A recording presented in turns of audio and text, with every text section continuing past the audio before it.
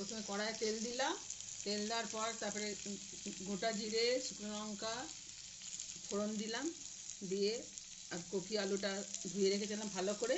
Copy আলুটা ভালো ধুয়ে রেখেছিলাম, কপি আলুটা কড়াইয়ে দিয়ে দিলাম, দিয়ে তারপর ভাজতে লাগলাম। তারপর নুন দিলাম, হলুদ দিলাম, তারপরে আদা গ্রেট করে রেখেছিলাম, আদা দিলাম, টমেটো দিলাম।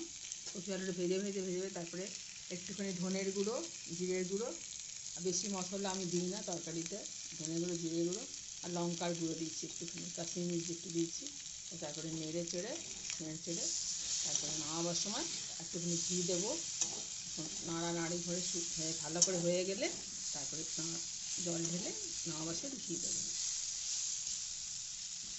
এখন নাড়ছি দেখি একটু না ভালো কপিতে একটু না কষলে ভালো লাগে না, একটু কষতে হয়। আর নিরামিষ রান্না যেহেতু আমি বেশি করি, নিরামিষটাই বেশি খাই আমরা, ওই জন্য নিরামিষ মশলাও দিই না, বেশি ইয়ে করি না।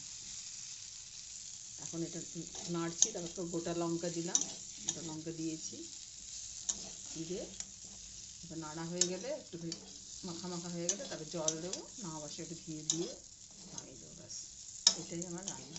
যদি আপনার ভালো লাগে তাহলে আপনারা দেখবেন, সাবস্ক্রাইব করবেন, দেখবেন ভালো লাগে কিনা। আমি বেশি পেঁয়াজ রসুন রান্না খাই না, নিরামিষই রান্না করি। আপনার যদি ভালো লাগে সাবস্ক্রাইব করবেন, ঠিক আছে। কষা হয়ে গেছে, এবার আমি জল দিয়ে দিলাম, কপিতে অল্প করে জল দিয়ে দিলাম, সেদ্ধ হয়ে যাবে। তারপর আমি নামাবার সময় ঘি দিয়ে নামাবো।